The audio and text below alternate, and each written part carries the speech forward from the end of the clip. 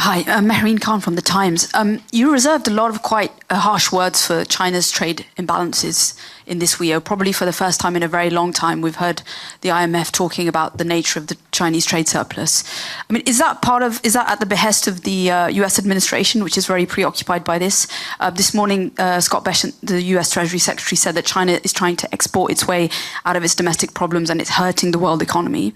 Do you share that assessment?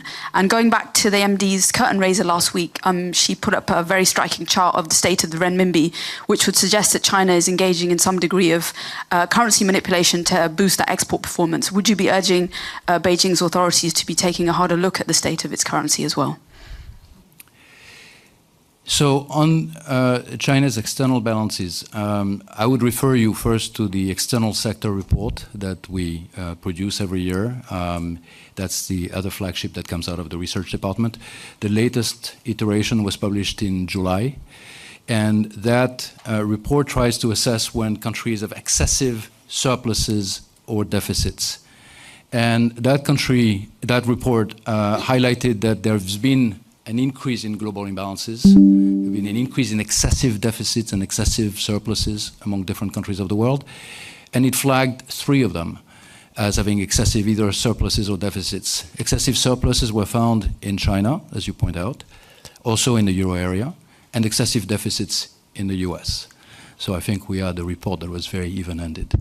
Now, in terms of the economic issue on China's growth model, I think what I highlighted in my opening remarks, and I think that's certainly the view that we have here at the fund when we do our analysis of the Chinese economy, is that you have an economy where domestic demand has been very weak for some time now, has been very weak on the back of a property sector boom-bust that has not been fully resolved. We're 4 years plus in, and that property sector is not fully resolved. The real estate sector is still not recovered, and there are still a lot of potentially non-performing loans and valuation effects that are not realized in that sector. And that's weighing on confidence.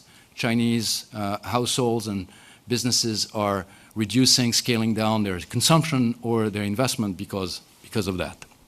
So the growth in the Chinese economy in the last few years has been coming in significant part from the external sector. But what we are seeing there is something interesting, which is we see an increase in volumes that are being produced, but we see increasingly a decline in the prices at which they need to be sold on markets. And that suggests that somehow the market has a limited capacity to absorb all of that is being produced coming out of China. And that suggests that that growth engine, that second growth engine itself is starting to face difficulties.